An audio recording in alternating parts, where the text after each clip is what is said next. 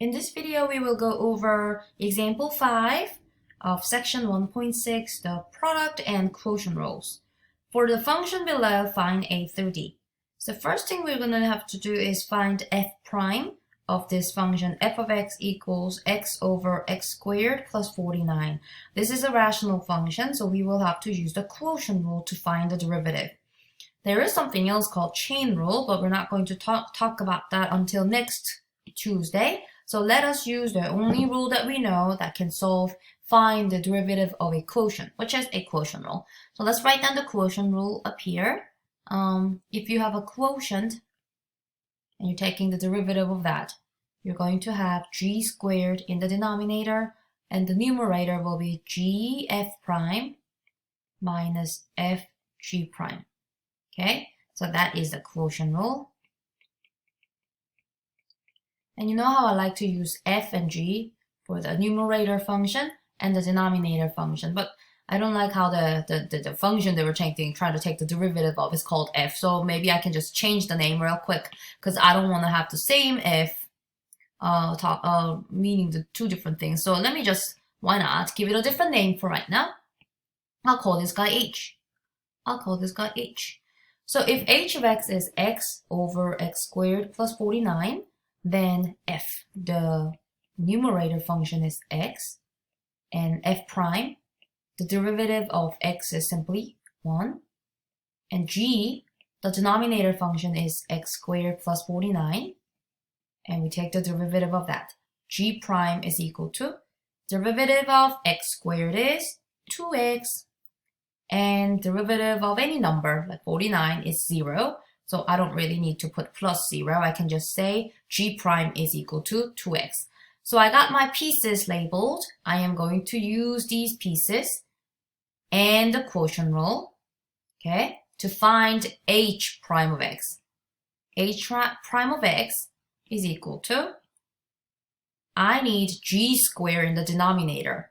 You see, we need g squared in the denominator. So what is g? G is x squared plus 49. So let's write down x squared plus 49, and then let's square that, okay? All right, on the numerator, what is the first term? The first term is g f prime. So let's go ahead and multiply g x squared plus 49 by f prime. And f prime is 1. Yay, that's simple. And then after that, go back to the quotient rule. We need to do minus sign, and I need to make this a bit longer. The second term starts with f, and I'm multiplying f by g prime. So let's do f, which is x times. And lastly, I need to just multiply this by g prime, and g prime is 2x. Let's multiply that by 2x. I'm done. I put all the pieces here, okay? And next thing that I need to do is just simplify the numerator. I guess I can distribute the 1, which won't make any difference, but I can definitely multiply x times 2x and make that 2x squared. So let's go ahead and try to simplify that numerator a bit. The denominator is still the same. All right, numerator becomes x squared plus 49 minus, if I multiply these two terms, I will get 2x squared. Or these two, I will get 2x squared. All right, do we see any like terms on the numerator? There is 1x squared minus 2x squared. 1 minus 2 is negative 1, so I will have negative 1x squared. I'll copy down that plus 49. And the denominator is still x squared plus 49 squared. And that is it, that is it. That is it. Oh, where did that go? Let me go ahead and reconnect. I apologize.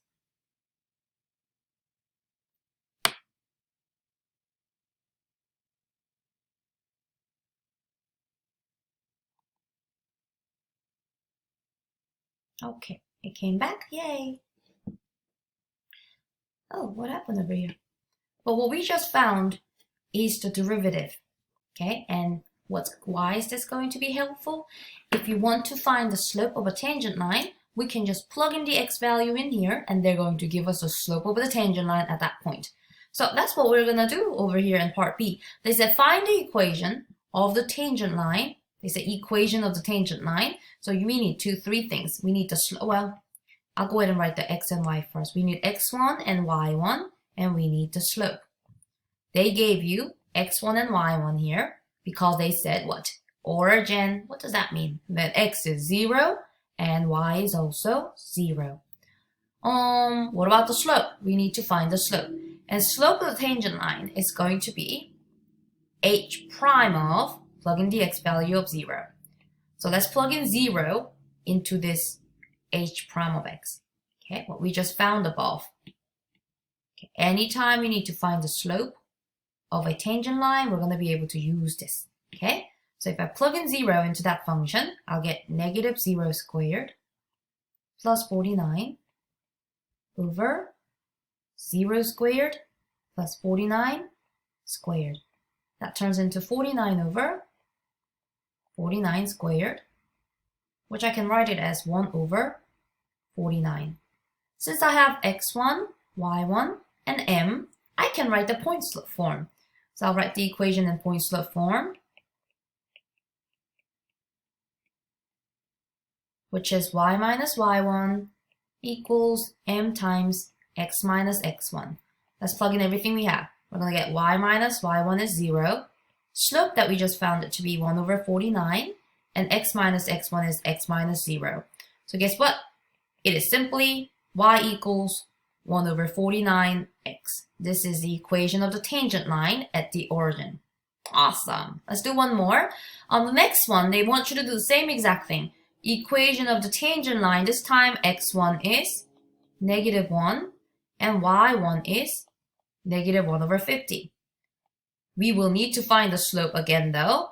So in order to find the slope of the tangent line at x equals negative 1, you will plug in negative 1 into the derivative function that we just found. So look at that black highlighted or boxed function. That is what we're going to plug in negative 1 into. So it's going to be negative 1 squared plus 49 over negative 1 squared plus 49 squared. All right, let's be careful with these negative symbols, okay? So let me try to zoom in a little bit. So if I take square of negative 1, that's going to be a positive 1, but there's a negative waiting for it in front of it. So the first number that I will have is negative 1, and then I have my plus 49, and then the denominator is going to turn into 1 plus 49 squared.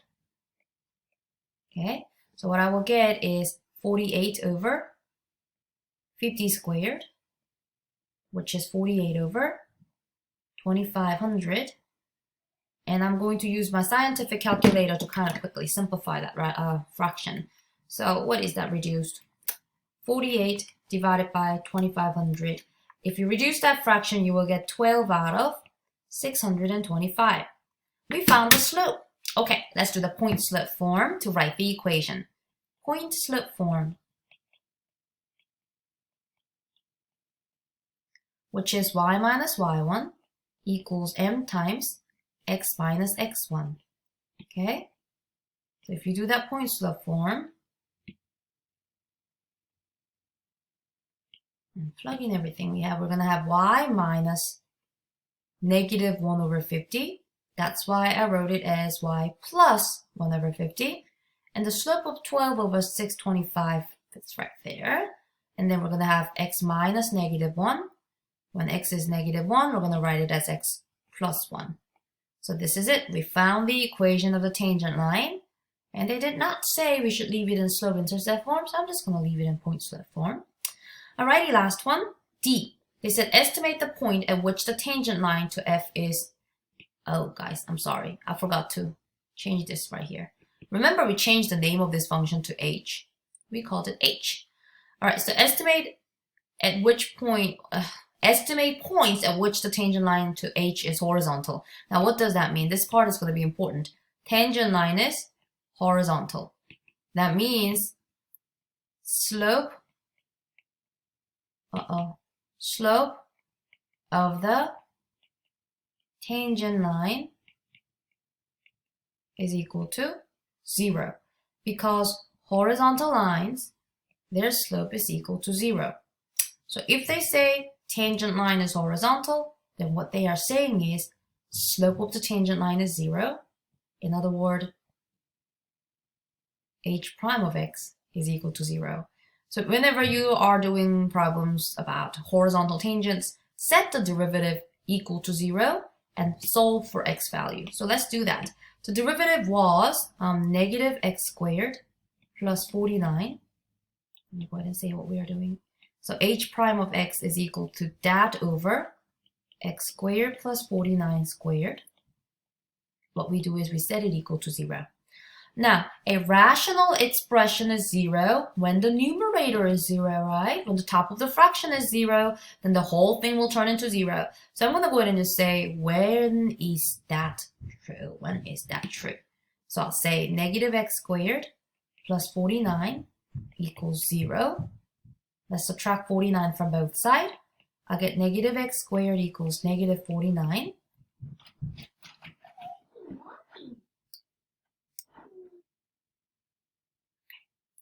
Divide both sides by negative 1. X squared is 49. All right, and then guess what? We're going to take square root of both sides. If you take square root of both sides, it's not only going to be positive 7, but it's also going to be negative 7. So I found two x values where the tangent to h is going to be horizontal. So take a look. I'm going to put the 7 right here. That's one x value. The other x value is negative 7. But now we need to find the y values. So to find the y value, what you will need to do is you're going to plug in 7 into the original function. Okay, what's that going to be? Let's see. I forgot what the original function is. The original function is x over x squared plus 49. So that's going to be 7 over 7 squared plus 49. And I'm just going to go ahead and use my scientific calculator to figure out what that is. So if I do 7 over 7 squared plus 49, it is 1 over 14. So y value is 1 over 14. All right, let's do the other y value. I don't know if you guys can hear my son crying outside. He wants to come into this room. But I'm almost done, so I'm going to finish this one up. Negative 7 over negative 7 squared plus 49. Take your time. If you do this, you get negative 1 over 14. Negative 1 over 14 is the y value for negative 7. So that is how you can do example number 5. I like to put something similar to this on your first exam. So I hope you were watching this. I hope you understand how to do this problem. I will come back to go over the application of quotient rules in just a second, okay?